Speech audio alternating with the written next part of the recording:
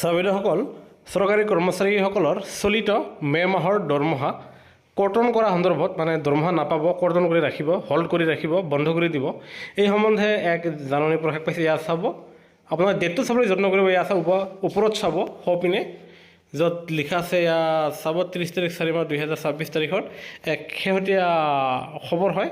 আৰু যিটো আমি ক'বলৈ ওলাইছোঁ, এয়া সদ্যহতে অসমৰ সকলো কৰ্মচাৰীসকলৰ কাৰণে নহয়, এক নিৰ্দিষ্ট জিলাৰ কৰ্মচাৰীসকলৰ কাৰণে।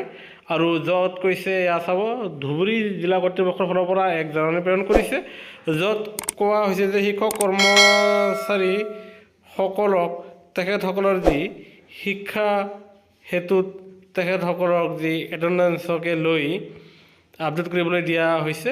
আৰু অন্যথা তেখেতসকলৰ পৰৱৰ্তী যি মে' মাহৰ পৰাই তেখেতসকলৰ দৰমহা pay salary of the concern school shall remain held up, মানে বন্ধ কৰি ৰখা হ'ব বুলি ইয়াৰ দ্বাৰা জনা গৈছে।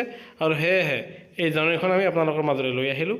পৰৱৰ্তী যদিহে আৰু অন্যান্য স্কুলৰ ফালৰ পৰা, অন্যান্য বিভাগৰ ফালৰ পৰা এনেকুৱা ধৰণৰ জাননী প্ৰকাশ পায়, আপোনালোকে আমাৰ চেনেলৰ যোগেদি সেয়া পাবলৈ সক্ষম হ'ব। সেয়ে প্ৰতিটো সৰু আপডেট নিশ্চয় চেনেলটো ছাবস্ক্ৰাইব কৰি ৰাখিবলৈ নাপাহৰিব। ধন্যবাদ।